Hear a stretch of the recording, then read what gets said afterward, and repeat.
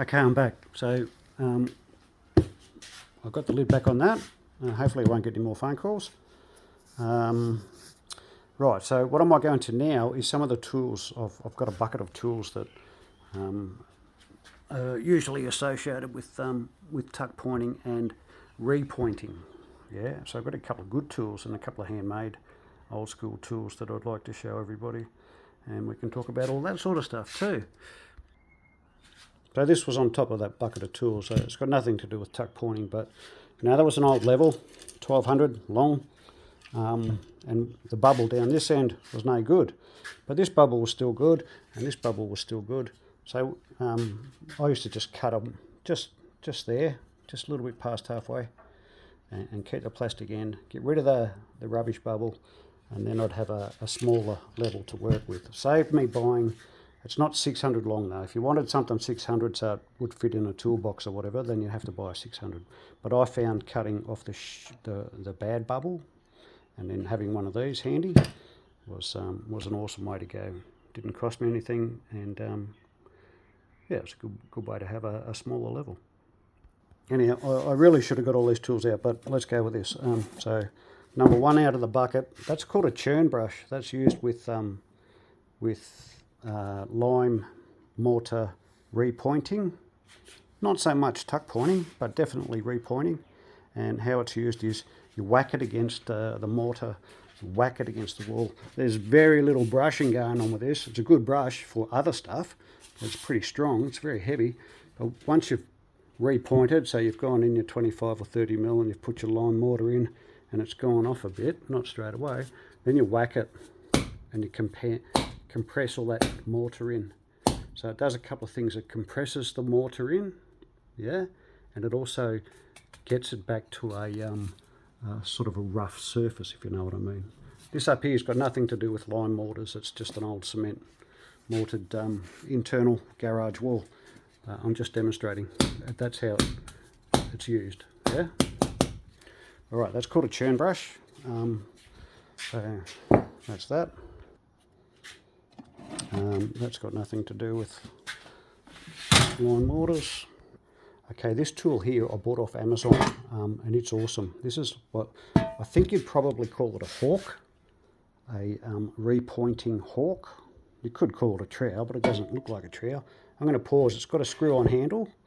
I'll screw that in. I'll find a handle and screw that in. All right, that's the handle, folks. I'll just screw it in. Just screws in there. Yep, I won't bore you with the details. Hang on. All right, so handle screwed in, and it goes up against the wall, obviously. It's got a little lip at the front there, if you can see that. Yeah. So you set it on there like that, and you put your mud on there. And just imagine that bed joint there is open. And then you just peel your mud off with the Dutchie and just push your mud into the bed joint.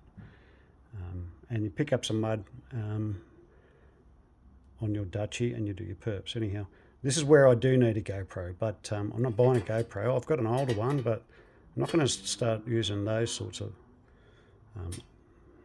technical machines unless you know, I find that people are interested in this stuff. Then I might start doing stuff with a GoPro and not my phone. Anyhow, that's an awesome tool. It's for a right-hander. So that end's closed, this end's open, yeah. And the back's closed, obviously. It's got a little wall there. So you put your mud on, your lime mortar. You can do cement-based mortars, obviously, with it. And then you just peel your mud off it. And you get, you know, poke it in. Move along, poke it in. Move along, poke it in. That's a great tool. Yeah, so got that on Amazon, and it had these didn't come with it, but when I was looking at this one on Amazon, it came up with a little link at the bottom saying most people purchase these along with this item too. So I think it was about $70. I got 4 different sized Dutchies. I think there's a 6mm, an 8mm, a 9mm, and a 12mm or something. And they're good little tools. They're flexible, but not too flexy. They're not too long. They're good for perps. The back edge has got, it's still square, and that actually helps. I'll show you that in detail later on. if you want, if you're interested in this stuff. I'm not trying to train anybody. I'm happy to train people if they want to learn.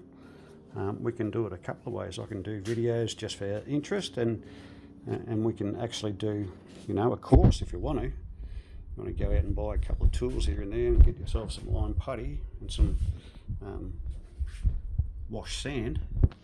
I can go through all the basics with you. I'm not an expert, don't get me wrong, but I've studied a lot over the last 18 months. There's not much information out there with regards to tuck pointing, because, you know, a lot of it's family secret sort of stuff, goes down through the generations. And, you know, you'll see a little bit on the UK YouTube sites, but you don't see much detail. So I'm happy to, I've just learned it all myself. Picked up a little bit of information here and there. Went to a lime mortar day with the National Trust over in Geelong on an old building. We did some repointing, but a lot of it I've done myself, a lot of research over the last 18 months. So I can teach a fair bit, yeah? And we'll go out and have a quick look at my wall. Yeah, you might need to put your sunnies on for this one. Right, so this is an area where I've dug out some bed joints and some perps, and this is where I've practiced a lot of tuck pointing. I'm trying to do a bit of contemporary stuff here, just playing around with colours and stuff. And this is where all the repointing work goes. It's a bit deeper there. And we can talk about, you know, how deep you should go if you're going to repoint anything, cement or lime. We've got a heap of information on that. Yeah, so that little kit there is mainly for repointing, but very handy for tuck pointing also, excuse me. Okay, pause. All right, that's a tuck pointing tool. It's 5mm wide.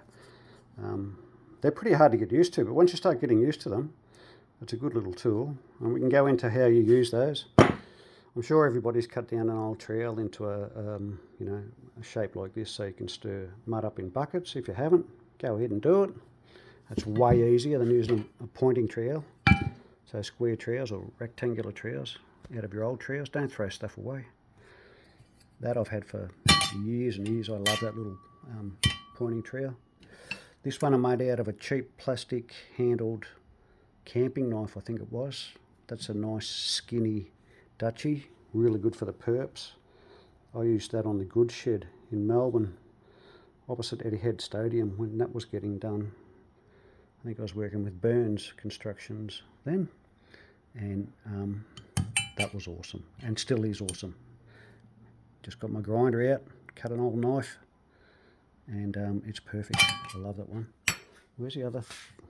Here we go. So I used to work for a company called Brickon. Also, these are commercial companies, and Steve and John. There was an old guy named Chris. Chris had a German surname. Can't think of it. He gave me this metal, and he said, "Ian, make yourself a Dutch jointer out of this. This is an old windscreen wiper arm, and it's the toughest steel, and it's awesome. That will never ever break down or rust, or it's just amazing. I love that one." So yeah, just bent it, grabbed a handle from Bunnings or wherever, and I think that in there is actually chemset, you know, from when you drill into concrete and put your starter bars in. So that's a good tool too. I'll just finish on the handmade tools. Some of you guys might know Duncan from Homesglen TAFE. He can do some tuck pointing also, and he can make French knives. Yeah, this is an old bone-handled French butter knife. It was a butter knife, I think, his parents, and he's turned it into a nice a French knife. I'm getting flustered. I'm going to have a pause. And this is one I made. It's not as good as Duncan's, but that's just out of a stainless steel knife. Yeah. So we can talk about making them and what you use them for. That's probably it with the handmade tools. Little spatulas come in handy for stirring up mud in small buckets. Yeah. That's just generally a good old brickies tool. Brickies should have those if they're doing reno work. That has been with me forever. And a scotch chisel. That's really good old school tool for getting off mortar that's, you know, really stuck on a brick. That was a great chisel. Not sure how many guys carry these smaller bolsters, but a small bolster is something you should have in your bricklaying kit too. So not just the 110 or 115 mil wide ones. This one's probably what, 60 or 70 mil wide. That's a great little bolster. It's a Trojan Dutchie I bought once. That's really nice too. It's a little bit thick, a little bit too wide, but really good flex on it. S-jointer. That's what we used to call them in here. A couple of those, different sizes. I'll bang on about these. Good for perps, shocking for bed joints on certain jobs. On other jobs, they're fantastic. A couple of little chisels like this has always been helpful to have in the kit.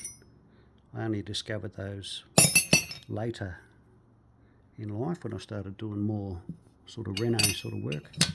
They're really handy to have. And a proper bed jointer. Okay, perps and bed joints, but you should be using these on bed joints. If you're laying, you know, houses, brick veneers, you know, with a standard normal bricks, wire cuts, extruded bricks, whatever, you should be using these for your bed joints. These, okay, for reclaimed bricks, old reds, you know, feature stuff, but not your standard bricklaying. Bed joints should be done with that, in my opinion. Anyhow, we'll talk about all that sort of stuff too. Okay, might as well check this out. This is mud lime mortar with oxide from a house in Surrey Hills. 120 years old. I bought a couple of samples home so I could match up the colours. That was those red jars we saw before. Yeah, so lime mortar with red oxide. So that's fascinating stuff to some people, boring to others.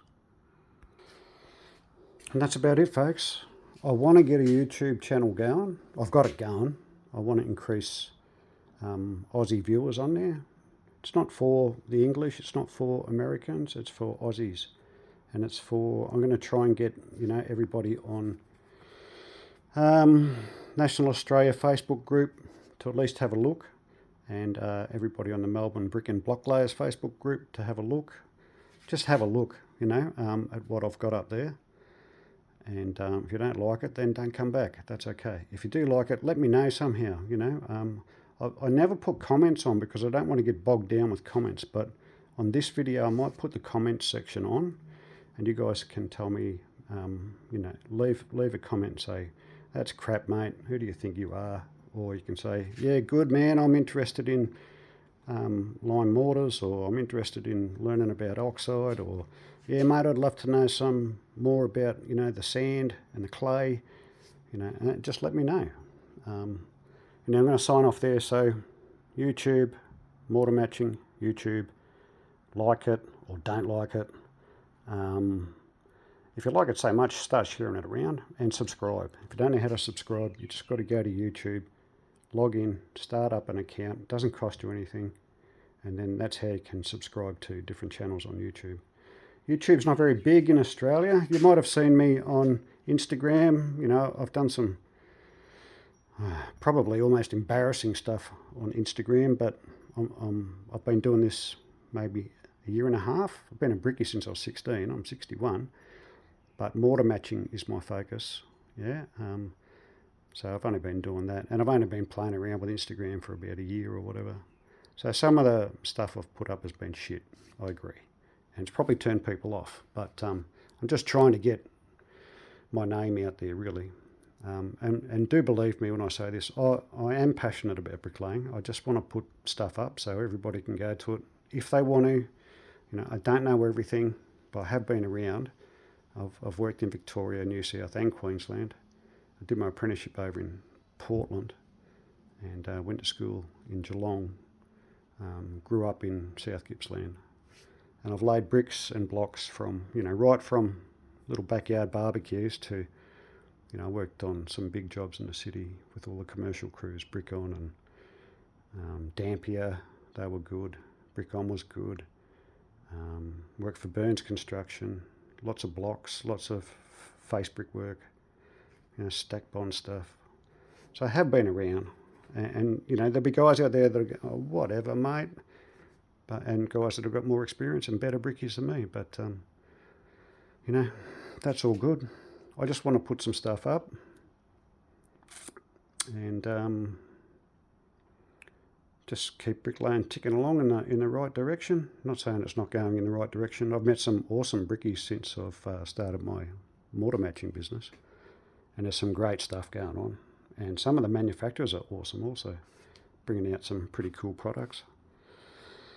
But some of the stuff I'm seeing also on the bigger sort of unit developments is just garbage, and I want to try and negate that argument between the bricklayers and the brick cleaners, because the brick cleaners are doing the best they can, I think, in most situations. Sure, there's good brick cleaners and shit brick cleaners, just like there's good brickies and shit brickies. But it all comes down to how you manage your mortar if you're a bricklayer, and how clean you leave your work, or how dirty you leave your work. If you leave it dirty, then the brick cleaner's going to smash it, and then you're going to have problems everywhere. Mortars popping out, builder's not happy, customer's not happy, nobody's happy. Whereas if we can get everybody laying them fairly cleanly and doing a bit of jointing, cutting off, maybe some soft brushing, going over your jointing, we can fix up all that. It's an easy fix, but there's a lot of people out there that they're not. I don't know whether they're doing it on purpose or they think they're getting screwed so much that they can't afford to go over their jointing. It's not everywhere, but it is out there, and you guys see it. I'm sure you do, and you also notice some of the awesome brickies that do it properly. And anyhow, I'm banging on. Get on to YouTube, and we'll start it rolling. Have some good conversations, put up some good stuff. You guys can teach me some stuff. We can start having a few on-site interviews with different brickies or builders, and look at some of the stuff that's going on out there. We can look at some of the good stuff, some of the crap stuff. But I want to keep it all positive, not negative. Yeah.